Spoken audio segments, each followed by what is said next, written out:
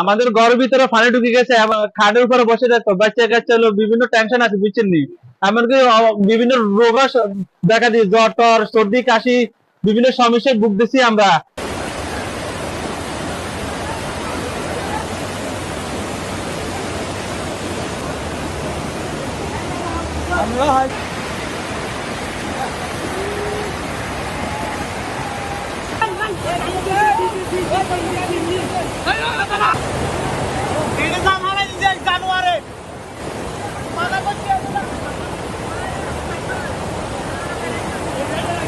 বিপদে আছি, রান্নাঘরে পানি ঢুকে গেছে, এখন বড় ঘরে ভাত খেতেছি টিন দিয়া, তারপরেও বড় ঘরে পানি ঢুকে গেছে, ঘর পড়ে যাইতেছি।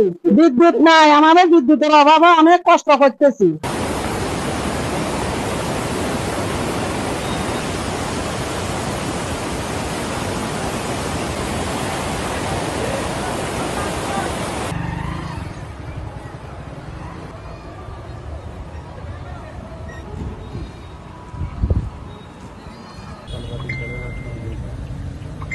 শর্ট ভিডিও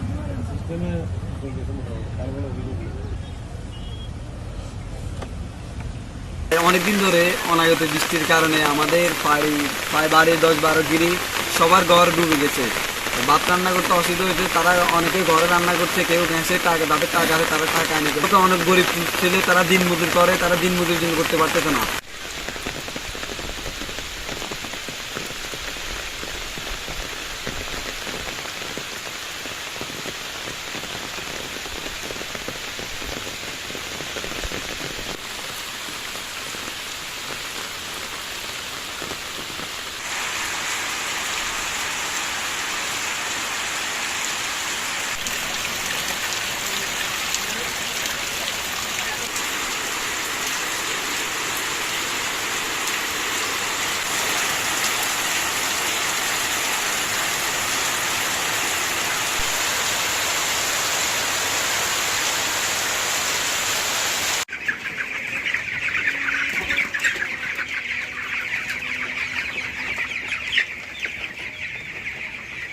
আমার 2000 মুরগি ছিল, এই 2000 মুরগির ভিতরে কমপ্লিট সব পানির তলে ভেসে গেছে এবং মরে গেছে সমস্ত মুরগি, কোনো কিছু আর নাই।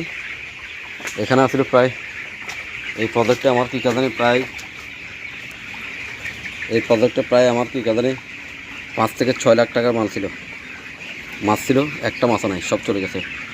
বাড়ির প্রজেক্টে যেটা ভিতরে, ওরা ভিতরে 10 লাখ টাকার মাছ ছিল, সব মাছ চলে গেছে কিছু নেই। এখানে এখন বর্তমানে আমি যে অবস্থায় আছি, এখানে এখন পানি দেখা যাচ্ছে, আমি পানির উপরে আছি। আমার এখানে পামের মরা সব মরে গেছে, বর্তমানে সম্পূর্ণ মুরগি মরে গেছে। এই কিছু মুরগি আছে এখানে বাঁচা রাখছি, তাও এখন এগুলো বাঁচে কিনা সন্ধ্যা, সবগুলো পানি খেয়ে ফেলছে। বর্তমানে আমার এই যে ছেড়ে পুকুরের পানি প্রায় 1 বৃহৎ পরিমাণ পানি উঠে গেছে, ছেড়ে এগুলো সব পানি। আমার প্রায় এখান থেকে 40 থেকে 50 লাখ টাকা চতুর্দিকে। দক্ষিণ মুসাফরের 4টা সেট 6000 মুরগি,